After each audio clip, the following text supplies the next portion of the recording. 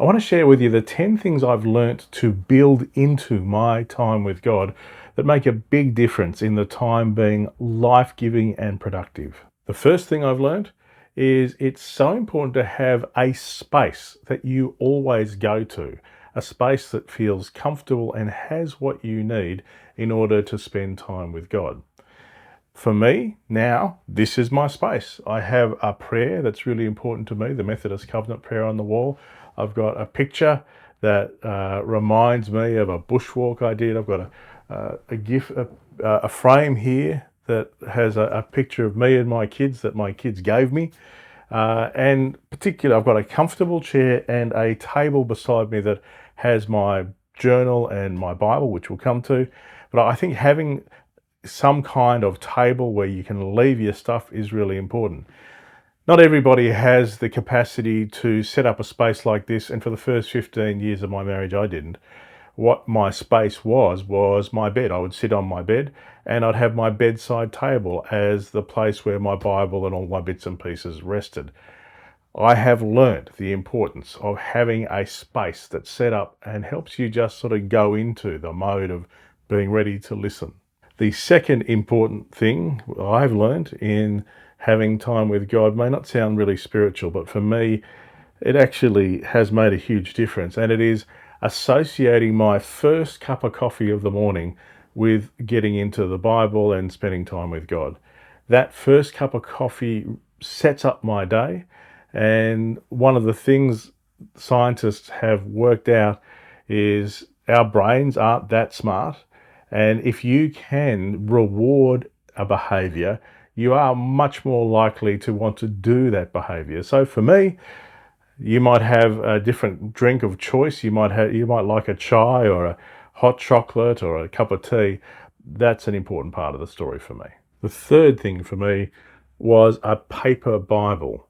And interestingly enough, what I learned is I didn't need a study Bible for my daily times with God. In fact, sometimes the study Bible would become unhelpful. What I needed was a paper Bible, and in this Bible, I actually purchased one with slightly larger print just because it is a bit easier to underline and write in.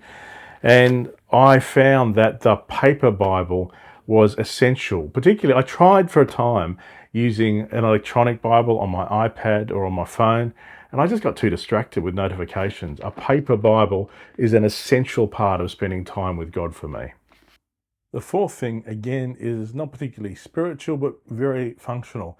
For me, having a lamp that can be directed makes a big difference to being able to read a paper Bible.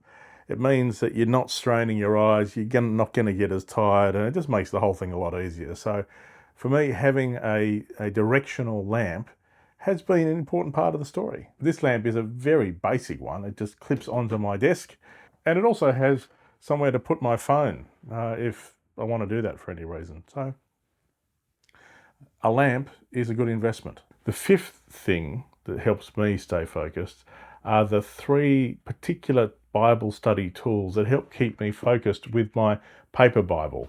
First one are bookmarks. Bookmarks are important because they help you work out where you're up to. And for me, I've learned it's really important not just to start at the start of the Bible and work my way through. There are lots of different kinds of Bible books in the Bible, and I find it helpful to have Old Testament, the Psalms, the Gospels, and different bits of the New Testament, and reading bits of those in any one morning. So I'll have 4 bookmarks, one in the Old Testament, one in the Psalms, one in the Gospels, and one in the epistles, the rest of the New Testament. And together, they'll help me work out where I'm up to and keep on track. The thing that I work in addition to that is the Bible reading log. I've just finished this one this year.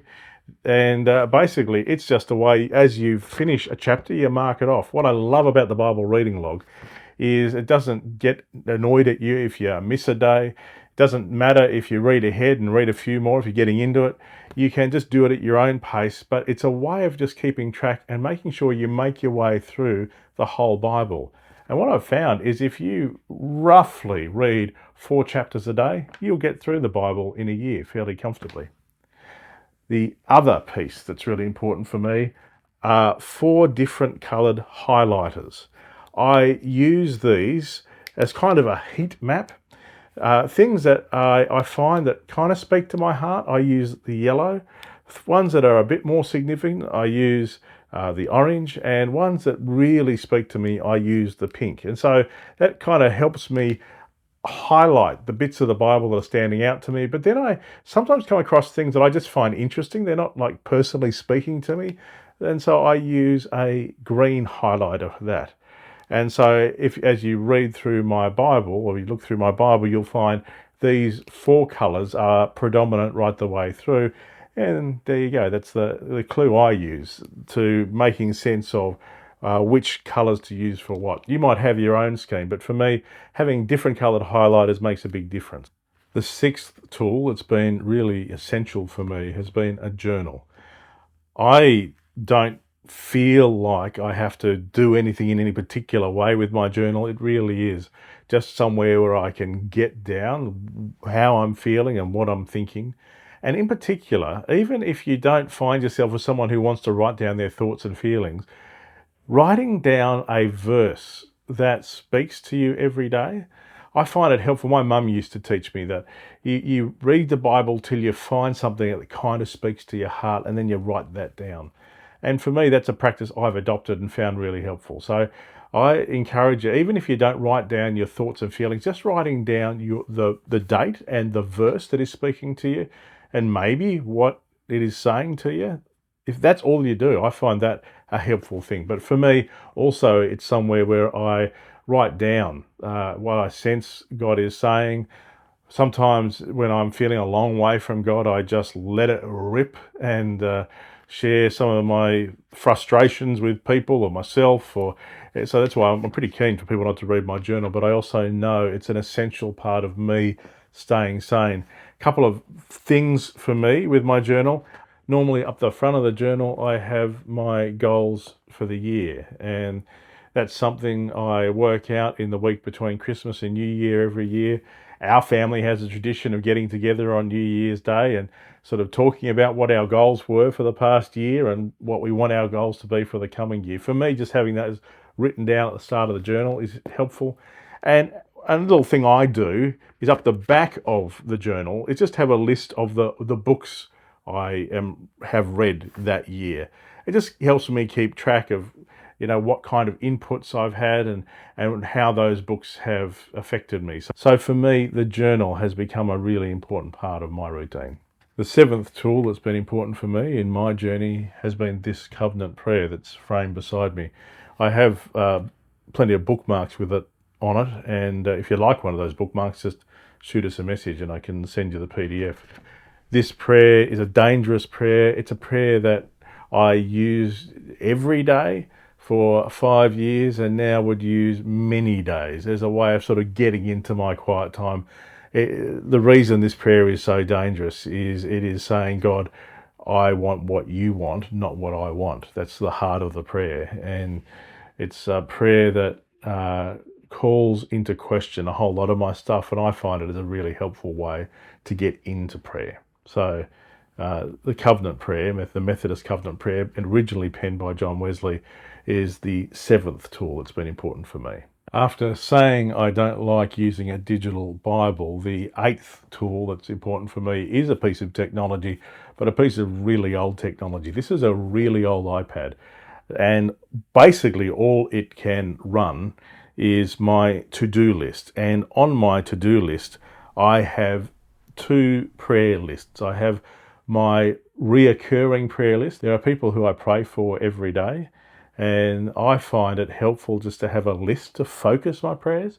And I'll also have notes where I can say, this is what I feel like I need to be praying for this person. And then the other list here is my specific and unique prayers. And under specific prayer, I've got different headings: urgent prayer, live questions, bigger things I'm praying for, prayer for people who are not people I pray for every day, but are people who have a particular need in this moment.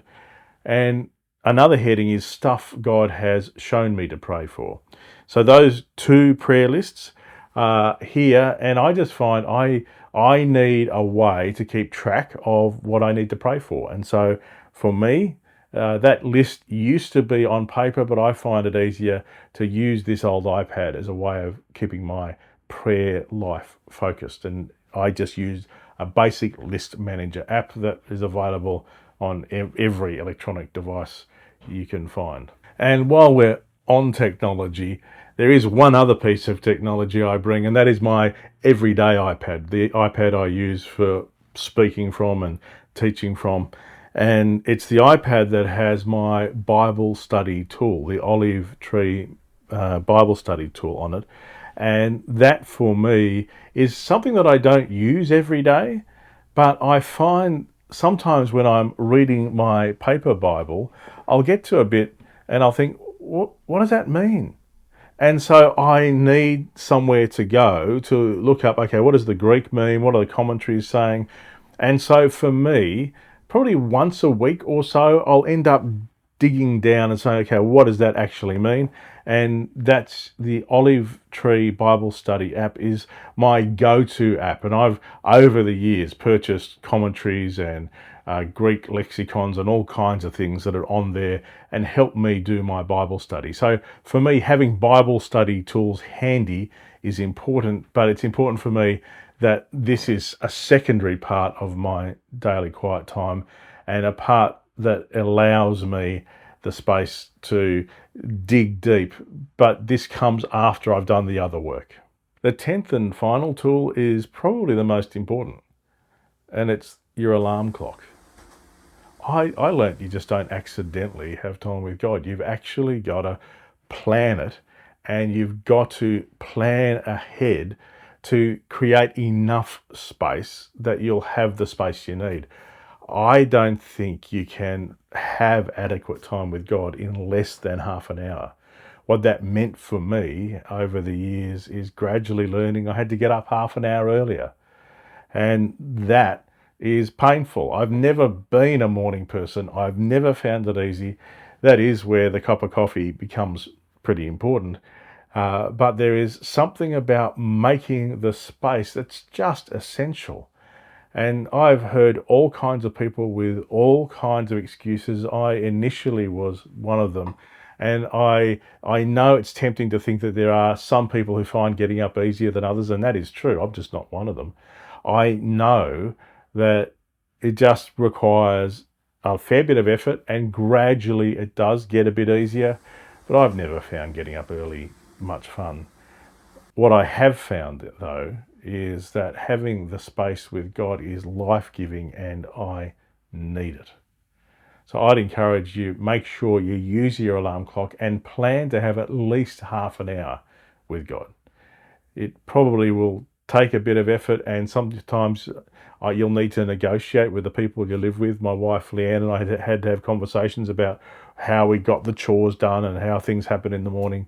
But that carving out the space is probably the biggest tool to have an effective and life-giving relationship with God. So there you have it.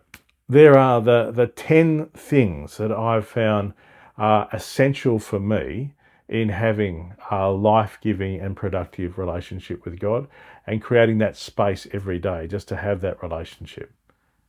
What things have you found helpful?